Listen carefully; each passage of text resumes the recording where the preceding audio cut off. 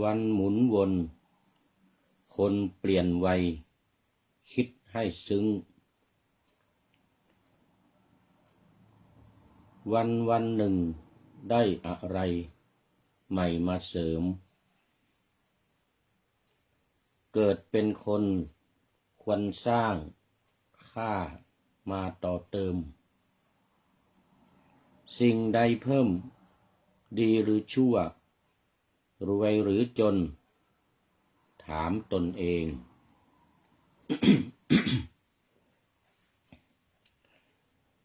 กสิภารทะวาชสูตรพูดเรื่องพราหมณ์ผู้เข้าไปทูลถามพระบรมศาสดาว่าพระองค์ทรงยืนยันว่าท่านนั้นเป็นชาวนาแต่ณบัดนี้ข้าพระองค์จะรู้อย่างไรพระองค์ทรงตรัสว่าศรัทธาเป็นพืชกล้าใหม่หิริเป็นงอนไถและปัญญาของเราเป็นแอกและไถสติของเรานี้เป็นผานเข็น และประตักใจเป็นเชือกความเพียรเป็นฝนพรหมเราคุ้มครองกายวาจาสำรวมใจอบรมอินทรีย์และเพาะบ่มความหมั่นและขยันทำเราดายย่าคือวาจาสับปลักด้วยถ้อยคำความเพียรจะช่วยนำธุระไปให้ถึงความเกษมจากโยคะโสรัจจะช่วยทำงานให้สำเร็จล้ำนำไปถึงที่บุคคล ไปแล้วไม่เศร้าไม่โศกเศร้าเราทำนานี้มีผลเป็นอมตะดลให้เข้าถึงพระนิพพานขอถวายความนอบน้อมแด่พระรัตนตรัยมีพระพุทธเจ้าเป็นต้นขอถวายความเคารพพระมหาเถระพระเถรานุเถระเจ้าคณะพระสังฆาธิการทั่วโลกมีพระเดชพระคุณพระธรรมเสนาบดีรองเจ้าคณะภาค7วัดพระธาตุดอยสุเทพเป็นต้นและขออำนวยพรแด่ท่านผู้ฟังท่านผู้ชมสาธุชนพุทธบริษัททั้งหลายวันนี้รายการพระไตรปิฎกลอยฟ้าก็ลอยมาจากวัดพระธาตุดอยสุเทพเยอรมันเขตฮิวเชนบาร์กเมืองซีเกนประเทศเยอรมนีออกอากาศทางสถานีวิทยุ5แห่งคือ 1. สถานีวิทยุพระพุทธศาสนาแห่งชาติและจริยธรรมวัดพระธาตุดอยสุเทพมีพ่อครูวรรลบนามวงพรหมเป็นผู้อำนวยการอาจารย์พระมหาประสิทธิ์ประสาธิโกเป็นหัวหน้าสถานีและอาตมาภาพพระครูปริยัติยานุศาสตร์เป็นผู้บรรยาย เป็นประจำเวลา5 ทุ่มถึงเที่ยงคืน 2. สถานีวิทยุเพื่อการศึกษาพระพุทธศาสนาและวัฒนธรรมวัดฝายหินตำบลสุเทพอำเภอเมืองจังหวัดเชียงใหม่มีท่านพระครูสมุขวิสุวัตวรกิจโจเป็นผู้อำนวยการออกอากาศเวลา 8 นาฬิกาถึง 9 นาฬิกาวันจันทร์ถึงวันศุกร์ 3. สถานีวิทยุคลื่นสีขาวเพื่อชาวประชาวัดปากทางเจริญอำเภอดอยหล่อจังหวัดเชียงใหม่มีท่านพระครูอภิวัตรวิกรมรองเจ้าคณะอำเภอดอยหล่อเป็นผู้อำนวยการนำออกอากาศเวลา 8 ถึง 9 นาฬิกาทุกวัน 4. สถานีวิทยุชุมชนคณะสงฆ์อำเภอฝางวัดพระบาทอุดมหรือน้ำบ่อสาวาอำเภอฝางจังหวัดเชียงใหม่มีพระเดชพระคุณพระครูสุจิตรานุรักษ์หลวงพ่อเจ้าคณะอำเภอฝางเป็นผู้อำนวยการนำออกอากาศเวลา 8 ถึง 9 นาฬิกาเหมือนกันและสุดท้ายสถานีวิทยุมจร.วิทยาลัยสงฆ์นครลำปางมีอาจารย์จิรศักดิ์ปันลำเป็นผู้อำนวยการอาจารย์พระมหาพานุวัตรเป็นผู้อำนวยการวิทยาลัยสงฆ์นครลำปางก็ขอโมทนาขอบคุณกับท่านผู้อำนวยการทุกรูปทุกคนที่เอื้อเฟื้อนำเอารายการพระไตรปิฎกลอยฟ้านี้ออกอากาศเผยแพร่ให้ไปถึงมวลชนอย่างกว้างขวางในภาคเหนือจังหวัดเชียงใหม่ลำพูนลำปางแพร่น่านพะเยาเชียงรายแม่ฮ่องสอนเท่าที่คลื่นจะไปถึง ก็โมทนาเป็นอย่างยิ่ง สำหรับวันนี้ก็ยัง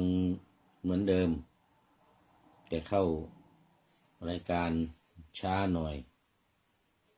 ดึกไปหน่อยมั้ง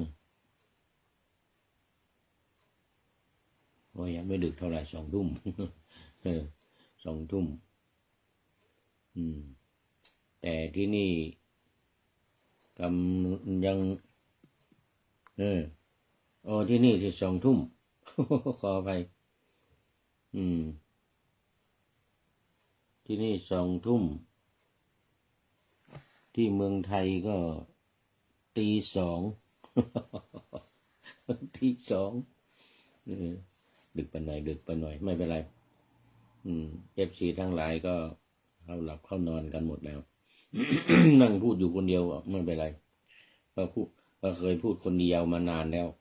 20 กว่าปีมาแล้วมา 2-3 ปีที่ผ่านมาเนี่ยที่ไลฟ์สดทางเฟซบุ๊กไลฟ์มี FC ทั้งหลายเข้าชมแล้วก็มาคอมเมนต์ในรายการในตอนมันไม่ดึกนี่นะ มันไม่ดึก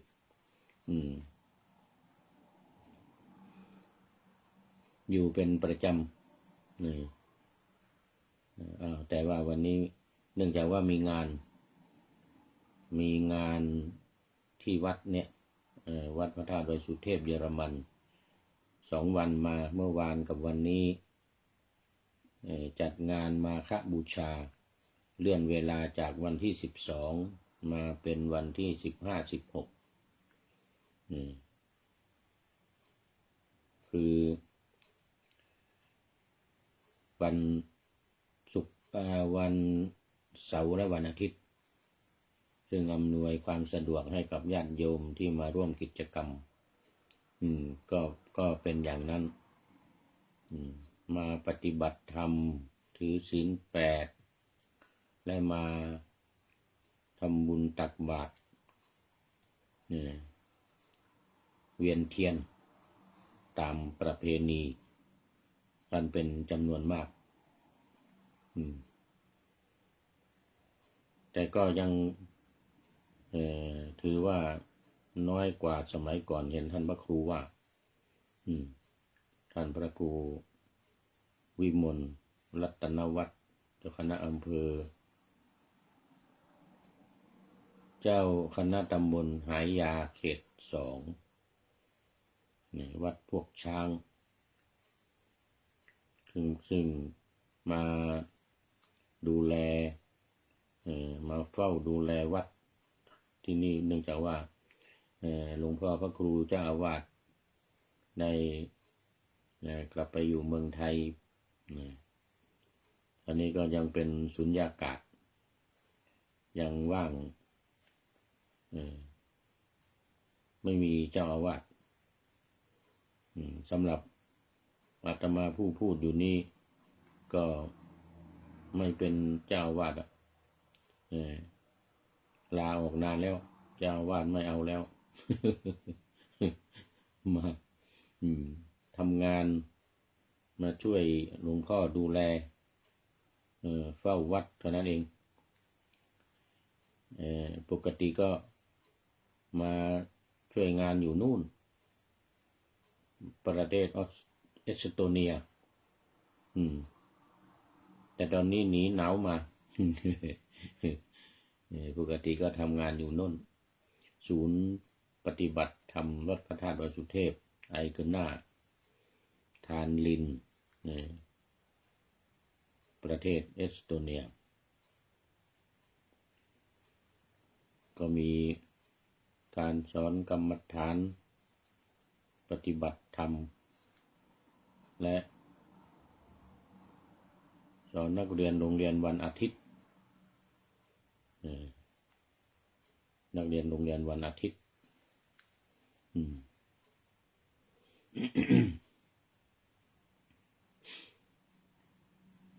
ก็พอมาที่นี่ก็หลวงพ่อก็ให้อยู่เฝ้าวัดร่วมกับท่านพระครูวิมลรัตนวัฒน์ซึ่งก็เดี๋ยวก็จะกลับแล้วนี่วันเดือนเมษายนนี่อยู่เดือนมีนาเดือนนี้มันมีนาอีกเดือนหนึ่งวันที่1 เมษายนก็หมดวีซ่าจะกลับไปก่อนแต่นั่นก็อาตมาก็คงจะได้เฝ้าอยู่ต่อไปอีกจนถึงปลายปีออกพรรษาเดือนพฤศจิกายนจึงจะกลับ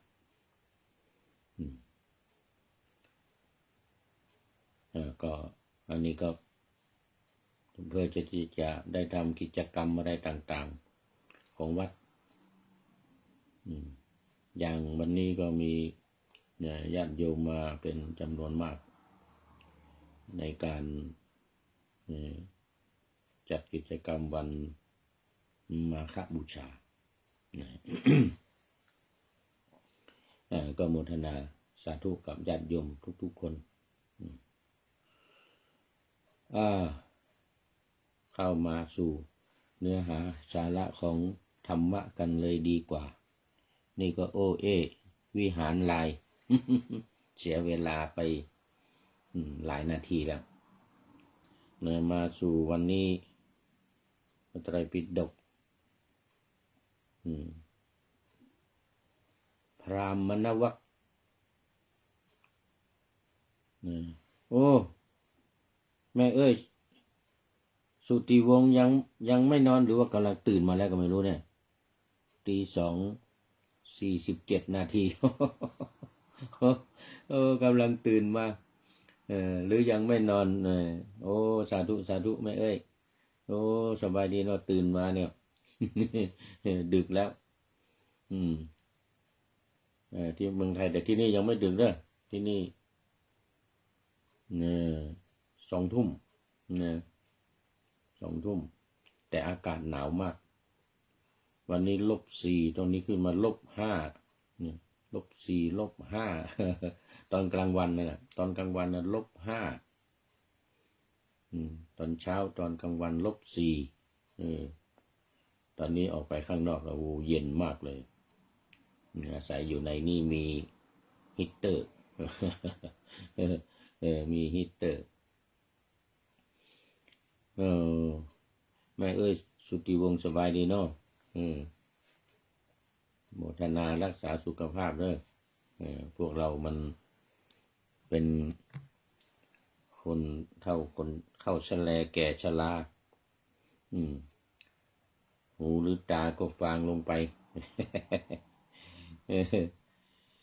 นะ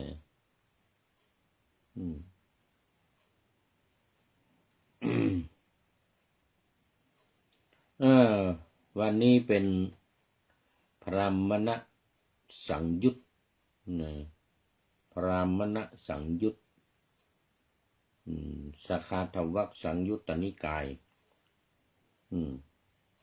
พระสุตตันตปิฎกเล่มที่15พระสุตตันตปิฎกเล่มที่15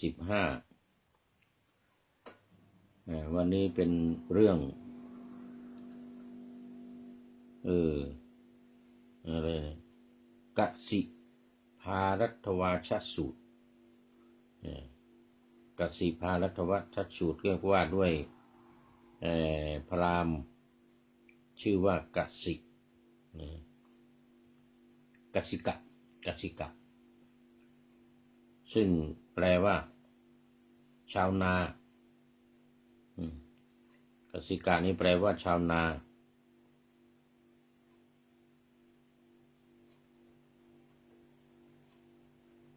เหมือนพระพุทธเจ้าเลยวันนี้พูดถึงชาวนามาคุยกัน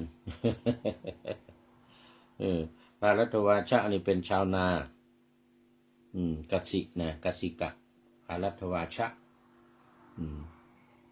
2-3 วันมานี้เป็นตระกูลใหญ่รามใหญ่ภารัตวาชะ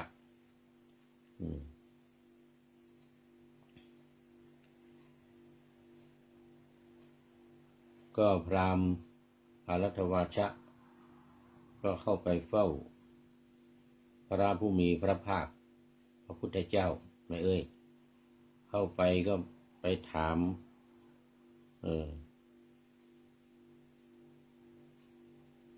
คือมันเป็นอย่างนี้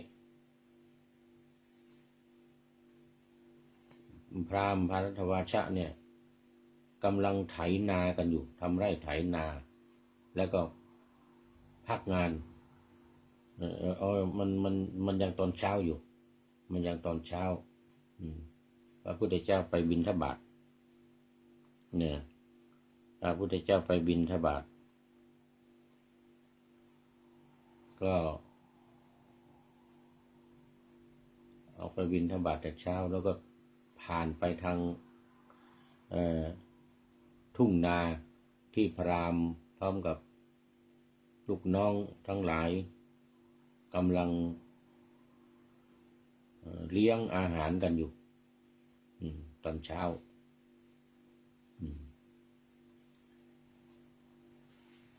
ก็เป็นอาหารกลางวันอ่ะ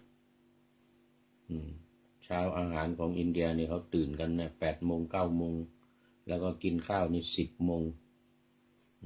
9 โมงครึ่ง10 โมงเลยนะเสร็จแล้วก็ไปทำงาน11 โมงเพราะมันหนาวเนี่ยฤดูหนาวเนี่ยมันหนาวเหมือนกับที่นี่นะทุกวันนี้อาตมาก็ตื่น8 โมง9 โมงเหมือนกันตามแบบเขาที่นี่ตอนนี้ก็พยายามจะปรับเวลาปรับเวลาให้มาเหมือนกับท้องถิ่นเขาก็มันสว่างมันสายนะ6 โมงยังไม่สว่างดี7 โมงเนี่ย7 โมงเช้าเนี่ยเขาก็ตื่นกันมา7 โมง8 โมงไปทำงานกัน10 โมงนู่นน่ะ10 โมงไปทำงานกัน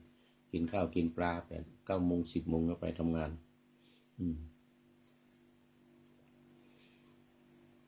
ในนี้ก็เราจะต้องพยายามปรับเวลาไม่เราพยายามปรับเวลาพราหมณ์นี่ก็เหมือนกัน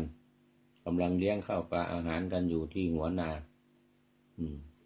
ที่หัวนาพระพุทธองค์ก็เสด็จเข้าไปบิณฑบาตก็เข้าไปหาเห็นเขาอยู่กันเป็นหมู่กินข้าวกินปลาอะไรกันอยู่ก็เสด็จเข้าไปยืนอยู่ประทับยืนอยู่ที่ไกลไม่ได้ใกล้หรอกพราหมณ์เห็นก็จึงเข้าไปกราบทูลพระศาสดากราบทูลพระพุทธเจ้าเข้าไปแล้วก็บอกพระพุทธเจ้านะบอกพระพุทธเจ้าว่าพระองค์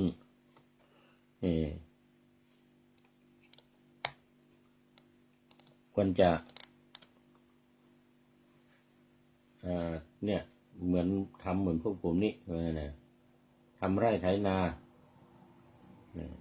ได้ข้าวได้ปลาอะไรมาแล้วก็มากินมาบริโภคเถิดว่างั้นนะให้พระพุทธเจ้าไปทำไร่ไถนาชวนให้ทำเหมือนกันนี่ว่างั้นนะเพราะว่าพระพุทธเจ้าก็เป็นชาวนาเหมือนกันเนี่ยยังเคยเล่าให้ฟังแล้วว่าลูกของกษัตริย์เป็นพระราชโอรสลูกของกษัตริย์กรุงกบิลพัสดุพระเจ้าสุโธทนะนี่ก็เป็นชาวนาเป็นหัวหน้าชาวนาแต่เป็นชาวนากิตติมศักดิ์ชาวนากิตติมศักดิ์พระพุทธเจ้านี่ก็เป็นชาวนาเหมือนกันจะออกบวชพราหมณ์นี่ก็บอกว่าโอ้ไปทำไร่ไถนาแล้วเอาข้าวเอาปลามากินกันนี่มีลูกเลี้ยงกันนี่ชาวบ้านเลี้ยงญาติโยมเลี้ยงลูกน้องว่าไงนะพระพุทธองค์ก็ตรัสว่า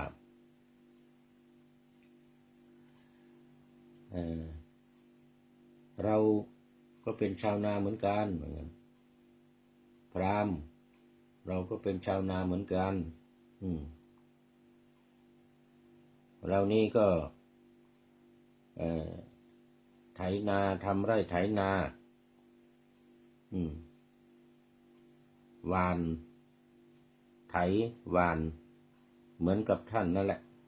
นะครั้นไถและหว่านแล้วก็บริโภคครั้นไถและหว่านแล้วก็บริโภคบอกพราหมณ์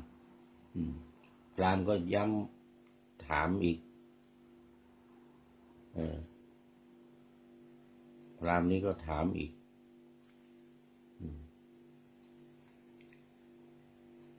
ท่าน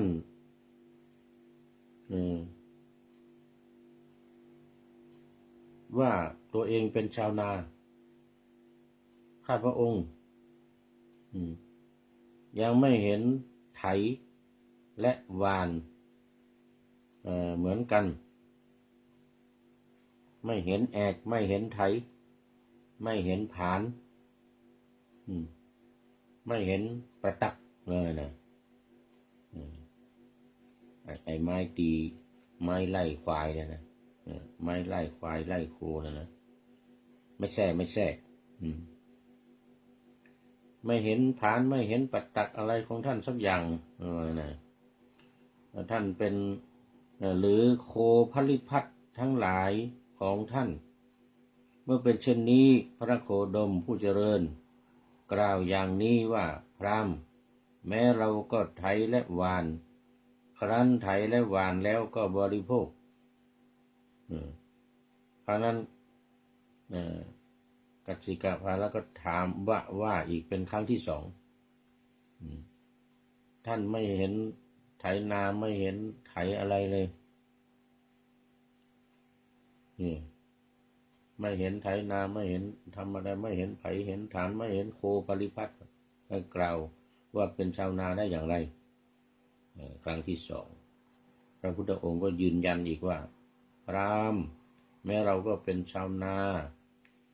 เราก็ไถหว่านครั้นไถหว่านเรียบร้อยแล้วก็บริโภคนะพราหมณ์ก็ว่าอีกข้าแต่พระสมณโคดมพระองค์ยืนยันตัวเองว่าเป็นชาวนาแม้เราก็ไม่เห็นไถไม่เห็นผานไม่เห็นโคภริพัทธ์ไม่เห็นประตักอะไรของท่านสักอย่างท่านจะกล่าวว่าเป็นชาวนาได้อย่างไรเป็นครั้งที่สาม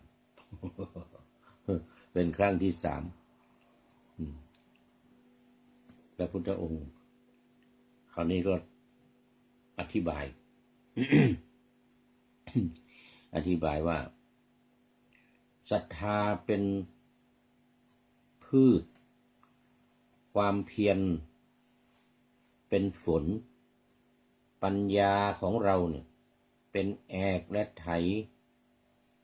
ฮิริความละอายแก่ใจนะฮิริเป็นงอนไถนะใจเป็นเชือกสติของเราเป็นผานและประตักนะสตินี่เป็นผานในประตักผานคือที่ใส่ไถนั่นไอเหล็กที่ใส่เอาใส่แล้วก็ที่มันไถดินนั่นนะแล้วก็ประตักเราคุ้มครองกายคุ้มครองวาจาได้แล้วสำรวมในการบริโภคอาหารเราได้ย่าคือวาจาสับปรับวาจาที่สับปรับของคนนั้นด้วยคำสัตย์โสรจักรของเราช่วยทำงานให้สำเร็จโสรจักรของเราช่วยทำงานให้สำเร็จความเพียรของเราช่วยนำธุระไปให้ถึงความเกษมจากโยคะก็เหมือนที่เคยอธิบายเกษมจากโยคะก็คือโยคะสี่โยคะทั้งสี่กามทิฏฐิกามภพทิฏฐิและอวิชชาทั้งสี่อย่างนี้เขาเรียกว่าเป็นโยคะเป็นโอคะที่เป็นห่วงน้ำในห่วงน้ำที่ขังสัตว์ทั้งหลายอยู่ในโลกนี้ก็จะสามารถความเพียรเนี่ยจะนำธุระไปให้ถึงความพ้นจากโยคะนำไปไม่ถอยหลังนำไปถึงที่ซึ่งบุคคลไปแล้วไม่เศร้าโศกเราทำนาอย่างนี้นาที่เราทำนั้นมีผลเป็นอมตะมีผลอมตะในที่นี้หมายถึงนิพพานเหมือนที่ปะหน้าวัดธรรมะเมื่อกี้นี่มีผลเป็นอมตะคือพระนิพพานเพื่อนนะบุคคลครั้นทำนาอย่างนี้แล้วย่อมพ้นจากความทุกข์ทั้งปวงนี่กัสสิกะอารัตถวาชะ ก็กราบทูลพระผู้มีพระภาคว่าพระโคดมผู้เจริญผู้เป็นชาวนาขอจงบริโภคผลที่เป็นอมตะที่ท่านไถเถิดนะบอกให้พระพุทธองค์บริโภคผลของการไถการหว่านที่ว่ามาเมื่อกี้นั่นนะบริโภคประเถิดว่างั้นนะคือให้กินอันเนี้ยที่ไถที่ทำมาเนี่ยความเพียรบ้างโสรัจจะคือความสงบนะความสงบเสงี่ยมโสรัจจะบ้างไอ้ที่เป็นไถเป็นอะไรนั่นกินอันนั้นเถอะว่างั้นนะพระรามนี่นะแม่เอ้ย รามบอกให้พระพุทธเจ้ากินไถกินผานกินประตัก พระวิยภาคก็ตรัสว่าการที่เรากล่าวคาถามิใช่เพื่ออาหารเหมือนกันนะรามนี้ไม่ใช่ธรรมเนียมของผู้เห็นธรรมคือเป็นผู้บรรลุธรรมเป็นผู้ตรัสรู้นะพระพุทธเจ้าทั้งหลายไม่รับอาหารที่ได้มาเพราะการกล่าวคาถาพราหมณ์เมื่อธรรมเนียมมีอยู่จึงมีการประพฤติอย่างนี้หมายถึงว่าการออกบิณฑบาตเนี่ยการออกบิณฑบาตมันเป็นธรรมเนียมของพระพุทธเจ้ามันเป็นวงของพระพุทธเจ้าเหมือนกับที่ทรงตรัสกับพระเจ้าสุโธทนะจนโมโหพระเจ้าสุโธทนะวงของเราไม่ใช่ขอทานไม่ใช่บิณฑบาตอย่างนี้ มันเป็นธรรมเนียมมันเป็นธรรมเนียมของเราของพระพุทธเจ้าทั้งหลายพระพุทธเจ้าก็เลยตรัสบอกพระเจ้าสุโธทนะว่าวงของท่านเนี่ยก็มันเป็นวงทางโลกวงของพระพุทธเจ้าทั้งหลายเนี่ยเป็นวงทางธรรมวงภายในเนี่ยเราเป็นพระพุทธเจ้าแล้วเป็นวงของพระพุทธเจ้าที่ต้องออกบิณฑบาตพระเจ้าสุโธทนะว่าวงของเราไม่ใช่วงขอทานอย่างนี้เหมือนกัน ไม่ใช่วงขอทานพราหมณ์นี่ก็บอกว่ากล่าวคาถาเนี่ยพราหมณ์เมื่อธรรมเนียมมีอยู่จึงมีการประพฤติอย่างนี้ท่านจงบำรุงด้วยข้าวและน้ำและด้วยปัจจัยอื่นแก่พระขีณาสพผู้ประกอบด้วยคุณทั้งปวงผู้แสวงหาคุณยิ่งใหญ่ผู้มีความคะนองอันสงบแล้วเพราะศาสนานั้นเป็นเขตบุญของผู้แสวงบุญเมื่อพระผู้มีพระภาคตรัสอย่างนี้แล้วกัสสิกะภารัตวาชรามก็ได้กราบทูลพระผู้มีพระภาคว่าข้าแต่พระองค์ผู้เจริญพระภาสิทธิ์ของพระองค์ชัดเจนไพเราะยิ่งนักข้าพระองค์ขอถึงพระองค์และพระธรรมและพระสงฆ์เป็นสรณะเป็นที่พึ่งและขอและพึงได้บวชในสำนักของพระองค์ด้วยเถิดนะได้ฟังพระพุทธองค์อธิบายสดับแล้วก็เกิดความเริ่มใสศรัทธาถึงพระรัตนตรัยและขอบวชพระพุทธองค์ก็ได้ทรงประทานการบวชแบบเขาเรียกว่าแบบเอหิภิกขุอุปสัมปทาทรงอนุญาตให้บวชต่อมาก็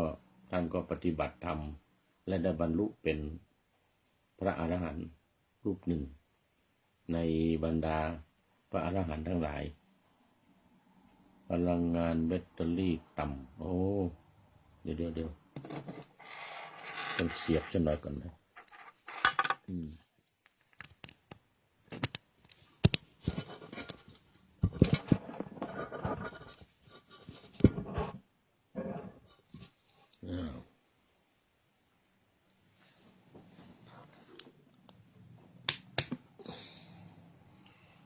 พลังงานแบตเตอรี่ต่ำ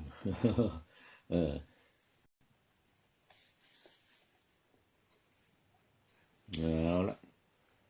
อันนี้ต่ำหรือเปล่าเนี่ยนี่ไม่ต่ำนี่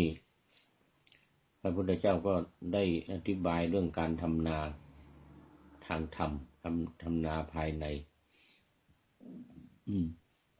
มีสติเป็นงอนไถว่างั้นนะ มีใจเป็นเชือกมีสติเป็นงอนไถมีใจเป็นเชือกโอ้พรรณนาให้ฟังแล้วก็การทำนาแบบนี้เนี่ยพอทำเสร็จแล้วคนได้รับผลเป็นอมตะพ้นจากโอคะทั้งหลายกาโมคะพะโวคะทิฏโถคะอวิชโชคะเนี่ยแล้วก็เข้าความเพียรเนี่ยนำไปสู่ในที่บุคคลไม่เศร้าโศกที่บุคคลไม่เศร้าโศกไม่เสียใจแล้วก็คือได้รู้ได้ตรัสรู้เป็นพระอรหันตสัมมาสัมพุทธเจ้าเป็นต้นเหล่าสาวกทั้งหลายก็เหมือนกันเราทำนากันภายในอย่างนี้เหมือนกันพราหมณ์ก็เอาได้งั้นก็กินนั่นนะว่างั้นนะกินกินสติกินอะไรที่พระองค์ว่านั่นนะว่าไงไม่ต้องกินข้าวกินปลาพระองค์ก็ไม่ใช่อย่างนั้นไอเราเนี่ยทำนาอย่างนี้ได้บรรลุเป็นพระอรหันต์เข้าสู่นิพพานส่วนเรื่อง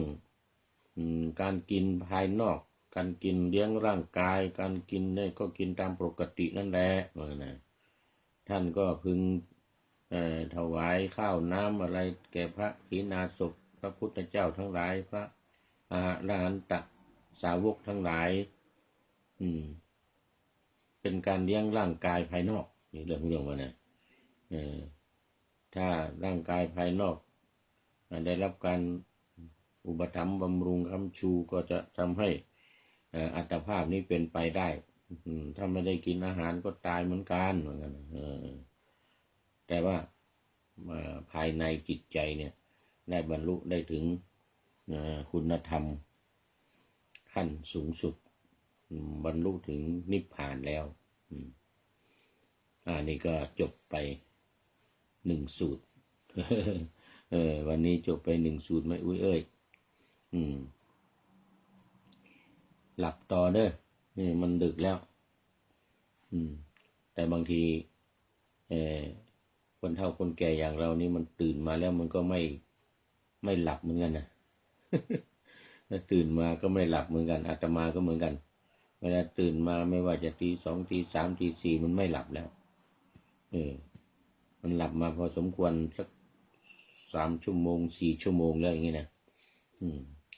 อันนี้ไม่อาจจะนอนตั้งแต่2 ทุ่ม 3 ทุ่มนะ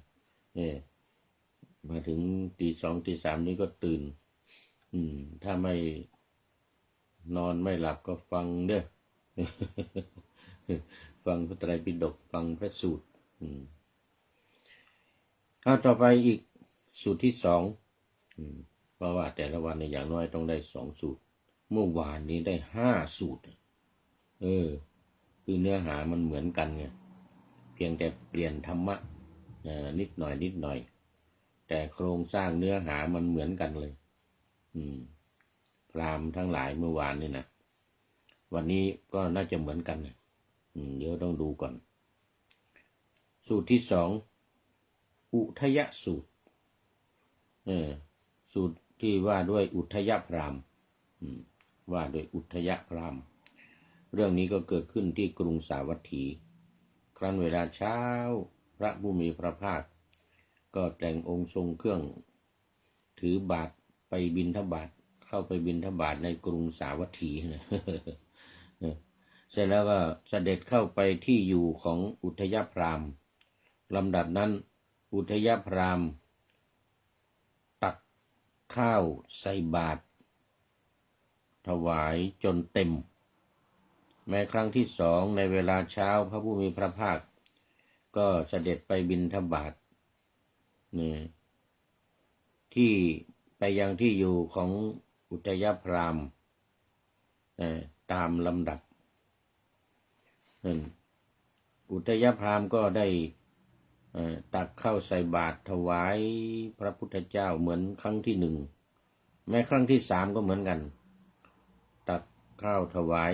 ตักบาตรพระพุทธองค์จนเต็มแล้วได้กราบทูลพระผู้มีพระภาคดังนี้ว่าพระสมณะโคดมนี้ติดในรถจึงเสด็จมาบ่อยๆเหมือนกันนะอ้าว ว่าพระพุทธเจ้าเนี่ยติดในรถอาหารที่เขาใส่นั่นแหละจึงเสด็จมาบ่อยๆถึง3 ครั้งเหมือนกันนะพระผู้มีพระภาคก็ตรัสว่ากสิกรย่อมหว่านพืชบ่อยๆฝนย่อมตกบ่อยๆชาวนาย่อมไถนาบ่อยๆแว่นแคว้นย่อมสมบูรณ์ด้วยอัญญชาติบ่อยๆผู้ขอย่อมขอบ่อยๆภิกษุแปลว่าผู้ขอไหมย่อมขอบ่อยๆทานบดีย่อมให้บ่อยๆครั้นให้บ่อยๆแล้วก็เข้าถึงสวรรค์บ่อยๆผู้ต้องการน้ำนมย่อมรีดน้ำนมบ่อยๆลูกโคย่อมเข้าหาแม่โคบ่อยๆบุคคลย่อมลำบากและดิ้นรนบ่อยๆคนเขาย่อมเข้าถึงความย่อมเข้าถึงคันบ่อยๆคันก็เกิดเข้ามาปฏิสนธิในคันก็คือมาเกิดมาเกิดบ่อย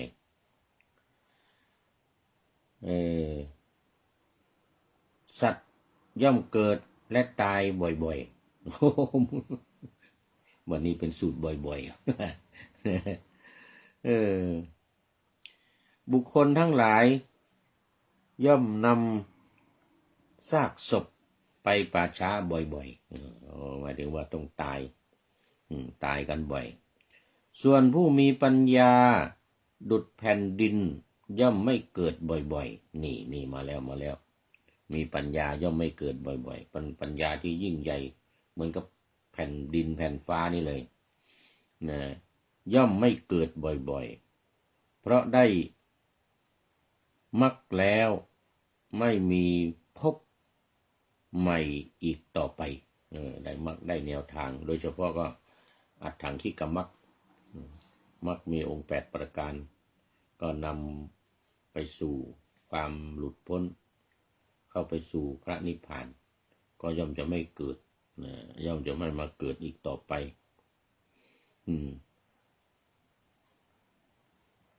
เมื่อพระผู้มีพระภาคตรัสอย่างนี้แล้วอุทยพราหมณ์ได้กราบทูลพระผู้มีพระภาคดังนี้ว่าข้าแต่พระโคดมผู้เจริญ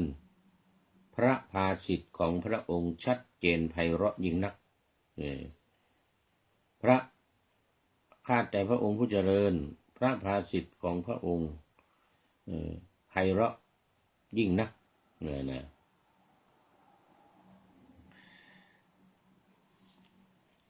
ข้าพระองค์ขอถึงพระพุทธพระธรรมพระสงฆ์เป็นที่พึ่งเป็นสรณะและขอบวชในสำนักของพระองค์พึงได้บวชได้บรรพชาในสำนักของพระองค์เถิดหลังจากนั้นพระพุทธองค์ก็ได้ประทาน การบวชแบบเอหิภิกขุอุปสัมปทา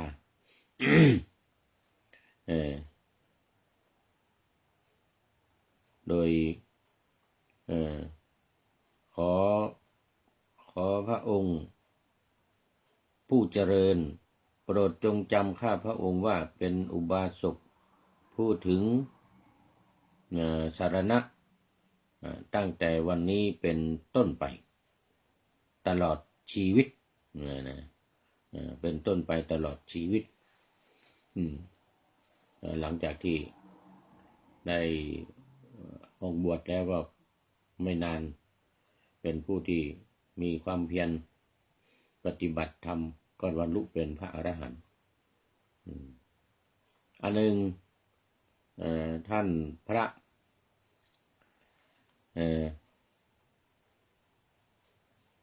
อันหนึ่งท่านพระอุทยเถระก็เป็นพระอรหันต์องค์หนึ่งรูปหนึ่งในบรรดาพระอรหันต์ทั้งหลายอุทยสูตรนี่ก็จบได้2 สูตรแล้ววันนี้ได้2 สูตรแล้วเมื่อวานนี้ได้5 สูตรเดี๋ยวดูเวลาก่อนยังพอมีเวลาก็มีเวลานี่อีกสูตรหนึ่งสูตรที่3เทวหิตสูตรหิตะนี่แปลว่าเป็นประโยชน์เกื้อกูลสูตรที่เป็นประโยชน์เกื้อกูลแก่เทวดาทั้งหลายแต่ว่านี่เป็นชื่อของพราหมณ์นะเป็นชื่อของพราหมณ์นี่ก็มีพราหมณ์มีคนหนึ่งในพราหมณสังยุตเหมือนกันยะคาทวัคสังยุตตนิกายพระสุตตันตปิฎกเล่มที่15ตอนนี้เป็นข้อที่199ข้อที่199หน้าที่287หน้า287พระไตรปิฎกฉบับมหาจุฬาสีฟ้าจำไว้สีฟ้า เผื่อเจอก็นี่เปิดดูหน้านี้ได้เลย199เทวหิตสูตรสมัยหนึ่งพระผู้มีพระภาคประทับอยู่ณพระเชตวันอารามของท่านอนาถบิณฑิกเศรษฐีกรุงสาวัตถี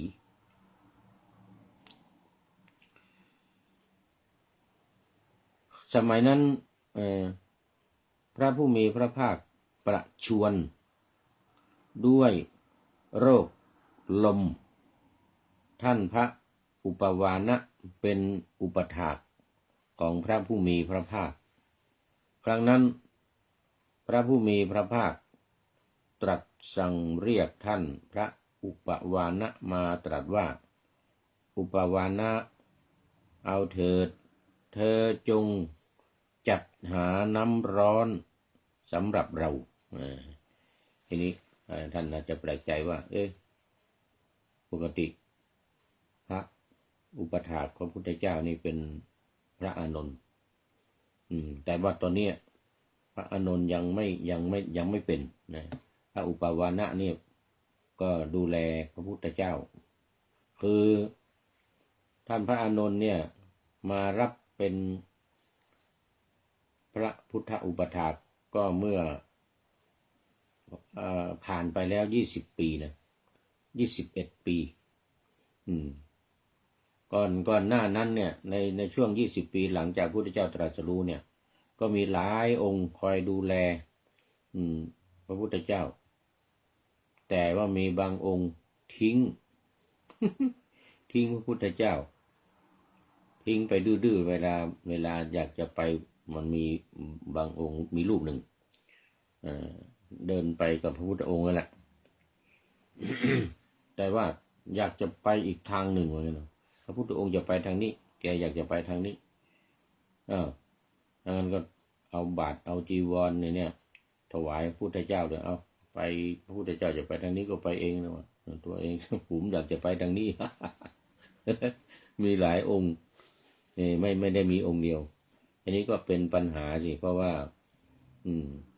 หลายครั้งเข้าเนี่ยพุทธองค์คนจริงพุทธองค์ก็ไม่ว่าอะไรนะภิกษุทั้งหลายก็มาประชุมกันว่ามีบางองค์เนี่ยทำไม่เหมาะนี่บางองค์ทำไม่เหมาะทำให้พุทธองค์เดือดร้อน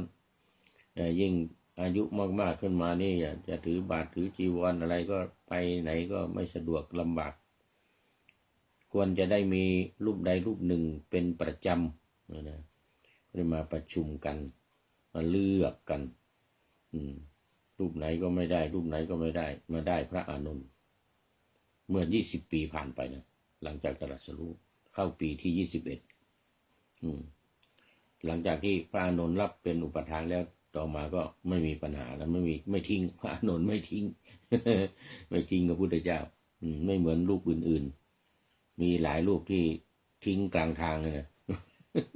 ทิ้งกลางทางอันนี้ก็มาดูท่านพระอุปวานะ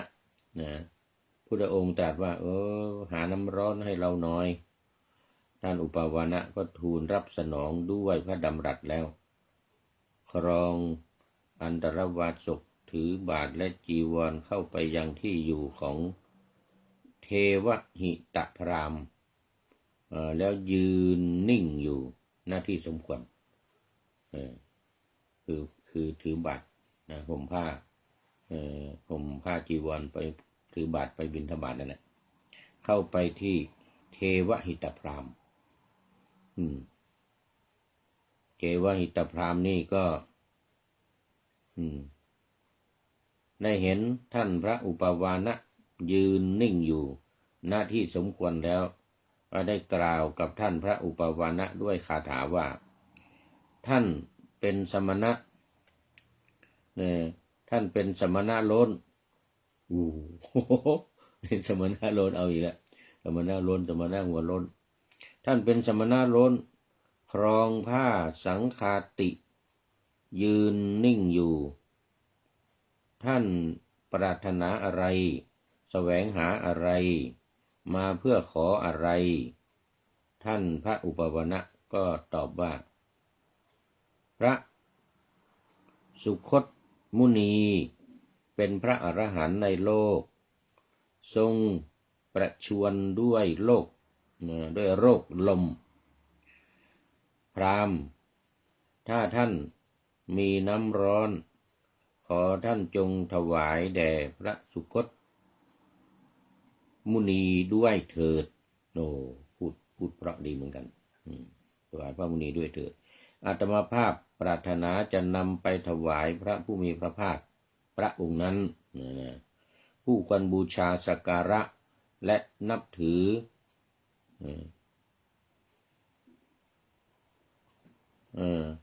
ว่าบรรดาพระอริยบุคคลที่ควรบูชากว่าบรรดาพระอริยบุคคลที่ควรบูชาสักการะและนับถือเหล่านั้นว่าไงนะครั้งนั้นเทวหิตพราหมณ์ให้บุรุษถือกาน้ำร้อนและน้ำอ้อยตามไปถวายท่านเอาน้ำร้อนในน้ำอ้อยด้วยพระผู้มีพระภาคลำดับนั้นท่านอุปวานะเข้าไปเฝ้าพระผู้มีพระภาคถึงที่ประทับทูลให้สงสนานและใช้น้ำร้อนละลายน้ำอ้อยแล้วถวายพระผู้มีพระภาคลำดับนั้นพระผู้มีพระภาคทรงหายจากอาการประชวรต่อมาเทวหิตพราหมณ์เข้าไปเฝ้าพระผู้มีพระภาคถึงที่ประทับได้สนทนาปราศัยพอเป็นที่บันเทิงใจพอเป็นที่ระลึกถึงกันแล้วนั่งณที่สมควรได้กราบทูลพระผู้มีพระภาคว่าบุคคลพึงให้ทายธรรมณที่ไหนทานที่บุคคลให้ณที่ไหนมีผลมากทักษิณาสำเร็จผ ผลอย่างไรแก่บุคคลผู้บูชาอย่างไรพระผู้มีพระภาคตรัสว่ามุนีผู้บรรลุอภิญญา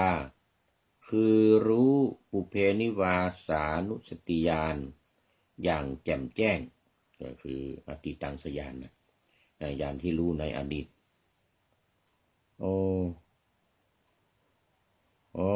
วัดสังฆวิหารสตุตการ์ตเยอรมนีสตุตการ์ตวัดสังฆวิหารวันนั้นเจอกัน ร้านอาหารโยมดาวสาธุครับผม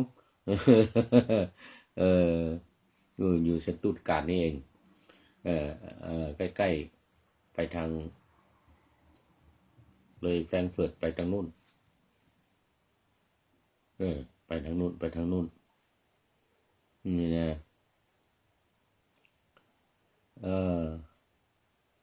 โมทนาขอบคุณมาก ไม่ได้เจอกันไม่ได้เจอกันนานแล้วเนี่ยสาธุคราวนี้พระพราหมณ์เข้าไปถามเกี่ยวกับว่าทานจะให้ใครให้ที่ไหนจะได้อานิสงส์มากได้บุญมากและเมื่อบุคคลได้บุญมากได้อานิสงส์มากแล้วนี่จะเป็นอย่างไรนะการเรียนถามพระพุทธเจ้าก็ตอบว่า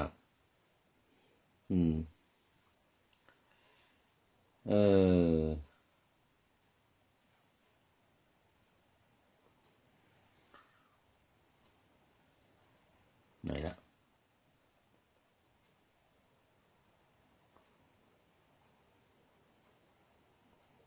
เห็น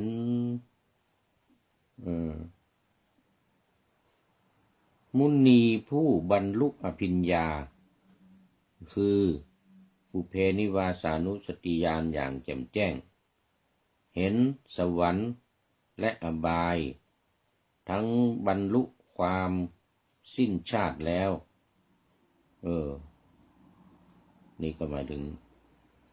อาสวัคยญาณนะญาณจะมี3ว่าอดีตังสญาณรู้อดีตทั้งหมดจุตูปปาตญาณเนี่ยที่ว่าเห็นสวรรค์เห็นนรกเห็นสัตว์ที่ไปเกิดไปจุติที่ไหนจะรู้หมดแล้วก็อดีตังสญาณอะไรอาสวัคยญาณผู้ที่ได้อาสวัคยญาณแล้วเนี่ยอย่างสิ้นชาติแล้วก็คือไม่เกิดอีกแล้วบรรลุแล้วเป็นพระอรหันต์บุคคลพึงให้ทายธรรมในมุนีนี้ทานที่ให้แล้วในมนุษย์ในมุนีที่มีผลมากทักษิณาสำเร็จผลอย่างนี้แก่บุคคลผู้บูชาอย่างนี้แลเมื่อพระผู้มีพระภาคตรัสอย่างนี้แล้วเทวหิตพราหมณ์ได้กราบทูลพระผู้มีพระภาคดังนี้ว่าข้าแต่พระโคดมผู้เจริญพระภาสิทธิ์ของพระองค์ชัดเจนไพเราะยิ่งนักข้าแต่พระโคดมผู้เจริญพระภาสิทธิ์ของพระองค์ไพเราะยิ่งนักขอพระโคดมผู้เจริญโปรดทรงจำข้าพระองค์ว่าเป็นอุบาสกผู้ถึงสรณะตั้งแต่วันนี้เป็นต้นไปจนตลอดชีวิตได้ถวายน้ำร้อนกับน้ำอ้อย ถวายน้ำร้อนกับน้ำอ้อยเสร็จแล้วก็เข้าไปกราบทูลพระพุทธองค์ถามว่าจะถวายใครดีพระองค์ก็ตรัสว่าถวายมุนีผู้ที่ได้บรรลุเป็นพระอรหันต์จะเป็นผู้ที่ไม่กลับมาเกิดอีกสิ้นชาติแล้วอยู่จบพรหมจรรย์แล้วทำนองเนี้ยนะได้ญาณทั้ง3ตั้งแต่ปุเพนิวาสานุสติญาณ จุตูปปาตญาณและอาสวะขยญาณเพื่อได้รู้ว่าอาสวะทั้งหลายหมดแล้วสิ้นแล้วสิ้นชาติแล้วไม่เกิดอีกนี่จะมีอานิสงส์มากพราหมณ์ก็เกิดความเลื่อมใสหลังจากที่พระองค์ได้แสดงธรรมตอบคำถามให้ฟังเทวหิตสูตรก็จบวันนี้ได้3 สูตรแล้วนี่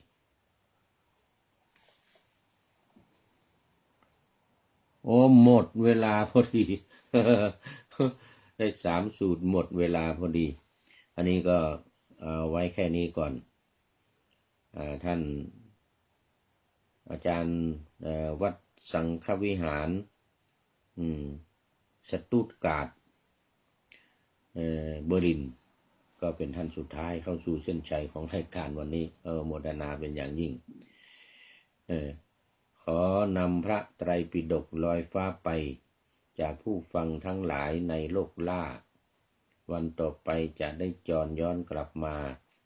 สู่สถานีใหม่ให้ท่านฟัง